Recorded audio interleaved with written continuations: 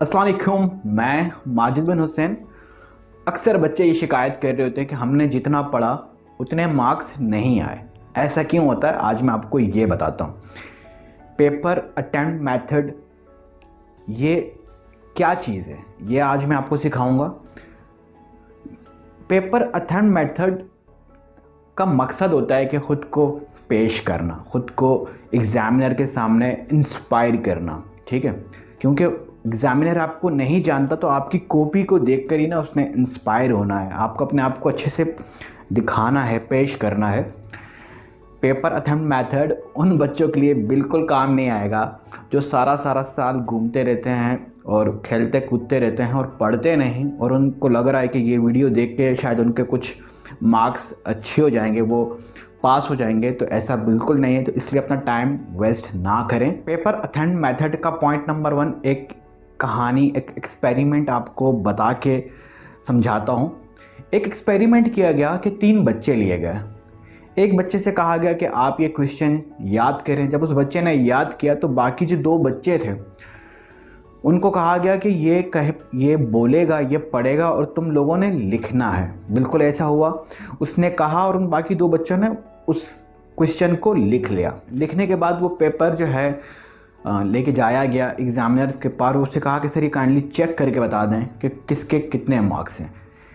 पहले बच्चे का चेक हुआ तो उसको 10 में से 10 मार्क्स मिले, दूसरे बच्चे को 10 में से 6 मिले। अब आप सोच रहे होंगे हाउ, ऐसा क्यों? दोनों तो एक ही बच्चे ने बताए थे कि ऐसे लिखना है, तो फिर मार्क्स अलग क्यों हैं? मार्क्स इसलिए अलग थे हैंड राइटिंग की वजह से। तो हैंड राइटिंग जिन लोगों की अच्छी होती है उनको बेनिफिट है, जिनकी नहीं है थोड़ा स्ट्रगल करनी, थोड़ी मेहनत करनी है, थोड़ा वक्त देना है। हैंड राइटिंग कैसे ठीक होती है, आप यूट्यूब पर सर्च कर लें कि हैंड राइटिंग कैसे इम्प्रूव होती है, तो आपको बहुत सारे टिप्स तरीके मिल जाएंगे जिनसे आप अपनी हैंड राइटिंग ठीक कर सकते हैं। दूसरा पॉइंट ये है कि पेपर लिखते हुए ना सिर्फ ज़रूरी हेडिंग्स जो होती हैं वो दिया करें, गैर ज़रूरी हेडिंग्स ना दिया करें। आपको लगता है कि गैर ज़रूरी हेडिंग्स दे देकर आप पेपर भर रहे हैं और काफ़ी शीटें भर देंगे तो इससे आपको अच्छे मार्क्स मिलेंगे, लेकिन आपको ये नहीं पता कि एग्ज़ामिनर बेवकूफ़ नहीं होता। उसे समझ में आ जाती है कि ये शीटें भरने की कोई साजिश चल रही है।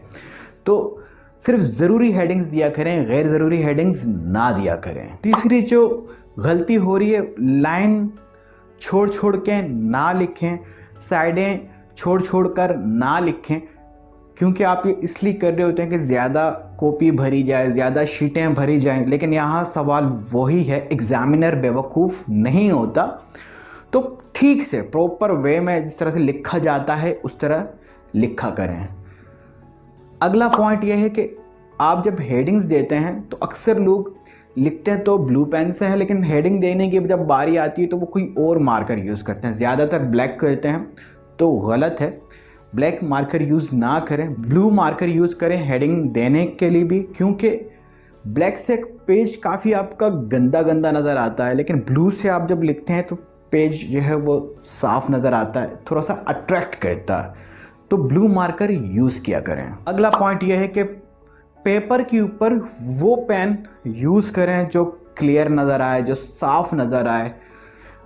पेपर का कलर भी धुंधला है, जिस पेन से लिखा है आपने वो भी धुंधला है। तो मसला यहाँ ये है कि वो जो एग्ज़ामिनर है उसके पास सिर्फ एक आपकी कॉपी नहीं है जिस पे उसने बैठ के जहन लगाना है, दिमाग लगाना है कि यार ये तो सही नज़र नहीं आ रहा, चेक करूँ क्या लिखा हुआ है। तो वो इतना टाइम नहीं होता, तो वो उसको जल्दी में चेक करके आगे निकलने की कोशिश करेगा। ये तो वैसे ही दिखाई नहीं दे रहा, आप इसको क्या इस पर दिमाग लगाऊँ।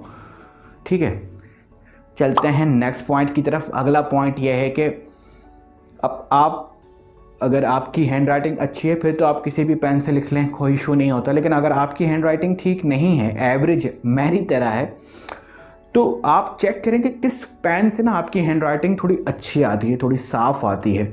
जब आप चेक कर लें तो काइंडली उसी पेन से हमेशा लिखा करें। अपने पेन का ब्रांड फिर चेंज ना करें हमेशा, हर वक्त, इससे आपकी जो है ना राइटिंग ख़राब होती है। तो जिस पेन से आपकी हैंड राइटिंग अच्छी होती है, साफ़ होती है, उससे लिखा करें। 7वां पॉइंट यह है कि टू द पॉइंट लिखें, जितनी बात पूछी गई है उतना ही लिखें, ज़्यादा एक्स्ट्रा एफिशिएंट बनने की ज़रूरत नहीं है। एग्ज़ामिनर के पास एक आपकी कॉपी नहीं होती जिसके ऊपर बैठ के वो आपकी कहानियाँ पढ़े। मिसाल के तौर पर सवाल अगर आपसे पूछा गया है कि कायद-ए-आज़म कब पैदा हुए, तो जवाब बनता है कि कायद-ए-आज़म 25 दिसंबर 1876 को पैदा हुए हैं। लेकिन कुछ लोग लाइनें बढ़ाने के चक्कर में ना वो लिखना शुरू कर देते हैं, जी कायद-ए-आज़म साहब जो हैं वो 25 दिसंबर 1876 को पैदा हुए हैं, सर्दियों का मौसम था और जो है ना मौसम काफ़ी अच्छा था उस वक़्त और किन्नू का सीज़न भी था। ये सारी कहानियाँ लिखते हैं, कराची में पैदा हुए थे और उनके फादर ये। तो वो जितना सवाल है उतनी बात लिखें, एक्स्ट्रा एफिशिएंट ना बने। तो एग्ज़ामिनर को गुस्सा आता है कि यार जितना सवाल पूछा गया है उतना जवाब दो, इतना एक्स्ट्रा एफिशिएंट बनने की क्या ज़रूरत है। तो वो आपको अगर पूरे मार्क्स भी देने हो तो वो हाफ देता है कि भाई ड्रामेबाजियाँ ना करें मेरे साथ। अगला पॉइंट ये है कि सवाल जब एंड करें तो पता चल जाए कि आपका सवाल ख़त्म हो गया है, अब आप कोई अगला क्वेश्चन लिखने लगे हैं। और इस तरह से एंड नहीं करें कि जहां पता चले कि बस शायद यहीं तक था, अब आगे कुछ नहीं है। हो सकता है अगले 1-2 सफ़ों में आपने कुछ 1-2 क्वेश्चंस लिखे हों। तो इस तरह का एंड ना करें। सिंपल ये है कि पेज जो होता है वो 80-90% आप यूज़ करें कि माइंड में ये चीज़ आए कि अगले पेज पे ना जाना चाहिए, वहाँ कुछ ना कुछ लिखा होगा, कोई अगला क्वेश्चन हो सकता है। लेकिन आप ऐसी जगह पे एंड कर देते हैं जहाँ ऐसा फीलिंग आने लगती है कि यार बस यहीं तक था, अब आगे कुछ नहीं है। तो वो देखें, वो बात यही है कि एग्ज़ामिनर ने एक कॉपी चेक नहीं करनी, आपको पूरा प्रॉपर लिखना पड़ेगा, बताना पड़ेगा कि भाई आगे भी कुछ है, आप आगे भी जाकर चेक करें। अगला पॉइंट है माइंड मैपिंग। इससे क्या करना है, इससे आपने ना एग्जामिनर की थोड़ा साइकी के साथ थोड़ा सा खेलना है। इसको ड्रामेबाजी, धोखाधड़ी नहीं कहेंगे। आपने अपने आप को जब पेश करना हो तो उसके लिए आप थोड़ी सी अदाकारी करते हैं, तो इसको अदाकारी समझ लें। आपने क्या करना है कि जो एक नॉर्मल क्वेश्चन है जो आपको अच्छे से नहीं आता उसको पहले लिखना है, बहुत अच्छे को बाद में लिखना है, फिर एक नॉर्मल अच्छे सवाल को लिखना है, एक बहुत अच्छे को बाद में लिखना है, एक नॉर्मल अच्छे को पहले लिखना है, एक बहुत अच्छे को बाद में लिखना है। इस तरह से पेपर आप जब अटेम्प्ट करेंगे तो एग्ज़ामिनर के सवाल जहन में ये बात आएगी कि ठीक है ये पहला सवाल, वो आपको देखेगा कि ठीक है गलत नहीं है, ठीक है, वो आपको कुछ मार्क्स दे देगा कि हाँ इसने कुछ पढ़ा है। लेकिन दूसरे पे जाएगा तो वो काफ़ी अच्छा होगा, तो वो खुश हो जाएगा कि हाँ यार ये तो उसको ज़्यादा आता है। तो ये थोड़ा सा ना माइंड मैपिंग करें, कम अच्छा पहले लिखें और ज़्यादा अच्छा बाद में लिखें। इस तरह से सीरीज़ चलाएंगे तो आपको अच्छे मार्क्स मिल जाएंगे। अगला पॉइंट ये है कि कॉपी के ऊपर ज़्यादा काटम पीटी लाइनें ना लगाएं। इससे वही इशू पैदा होता है कि काफ़ी गंदा नज़र आना शुरू होता है। ठीक है, एक फीलिंग आने लग जाती है कि बिल्कुल ही कोई डम्बो किस्म का ये बच्चा है, नालायक बच्चा है, इसको पता ही नहीं है, ये यहाँ बैठ के तुक्के लगा रहा है, ये पता नहीं क्या कर रहा है, इसका दिमाग कहाँ चल रहा है, इसकी कोई प्रैक्टिस ही नहीं थी। तो बेटा मसला ये है कि गलतियाँ ना ये माफ़ नहीं होती। तो कोशिश करें आप, आसान तरीका इसका ये है कि जब आप क्वेश्चन नॉर्मली घरों में बैठकर याद कर रहे होते हैं तो जो क्वेश्चन याद किया उसको एटलीस्ट आपने लिखना तो 10 दफ़ा है, लेकिन 5 दफ़ा लिख लें, 3 दफ़ा लिख लें। तो इससे क्या होगा कि आपकी गलतियाँ कम हो जाएंगी, गलतियाँ माफ़ नहीं होती। अगला पॉइंट यह है कि कोई भी क्वेश्चन ना छोड़ें। अगर आपसे 8 क्वेश्चन पूछे गए हैं और आपको 6 पूरे आते हैं और 2 जो है ना आपको फीलिंग आती है कि यार ये तो मुझे सिर्फ 20% आता है, ये तो मुझे 10% आता है, इसका तो सिर्फ मुझे फॉर्मूला आता है, मुझे सिर्फ डायग्राम पता है, बाकी मैं डिस्क्राइब नहीं कर सकता। बिल्कुल ऐसे ना सोचें। जितना आपको आता है 20% 30% उससे लिख लें, वो ज़रूर लिखें।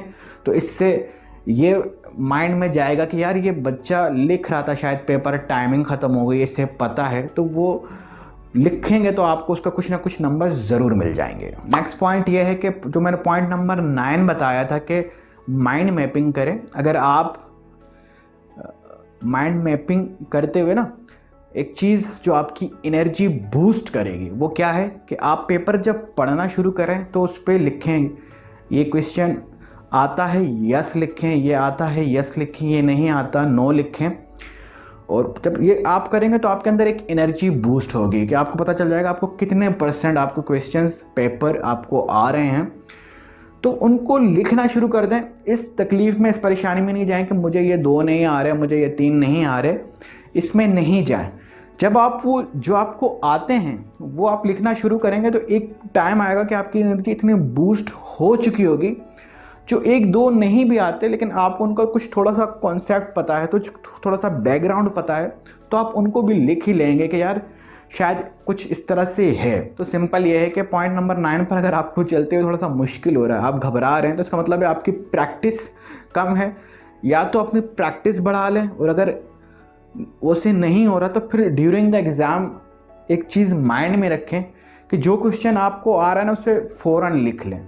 दूसरा क्वेश्चन आ रहा है फ़ौरन लिख लें। ये आपके अंदर एनर्जी बूस्ट करती रहेगी कि हाँ मैं पेपर हल कर रहा हूँ। लेकिन आप खाली ना बैठें, खामोश ना बैठें, तो इससे आपको नुकसान होगा। कहने का मकसद ये है कि अक्सर बच्चों को 8 क्वेश्चंस अटैम्प्ट करने हों, उनको 6 आते हों और 2 नहीं आते हों, तो वो इस सदमे में चले जाते हैं कि यार 2 नहीं आते। तो ये साइकी प्रॉब्लम है। तो आप इस प्रॉब्लम में ना जाएं, आपको जितने आते हैं उनको लिखना शुरू कर दें, ठीक है। उनको लिखना शुरू करेंगे तो आपकी एनर्जी बूस्ट होना शुरू हो जाएगी। फारिग बैठे रहेंगे, सोचते रहेंगे 2 नहीं आता, 2 नहीं आता, टाइम चला जाएगा। उम्मीद करता हूँ मेरी ये बात, आज का टॉपिक आपको समझ में आया। कमेंट करके बताएं नेक्स्ट वीडियो किस इशू, किस बात, किस परेशानी पर हो जिससे आप गुजर रहे हैं। शेयर करें उन बच्चों के साथ जिनको ये बोलते हुए सुनते हैं हमने पढ़ा ज़्यादा था, मार्क्स कम आए। सब्सक्राइब करें मेरा channel for more interesting and educational videos. जहाँ रहें खुश रहें, टेक केयर, अल्लाह हाफिज़।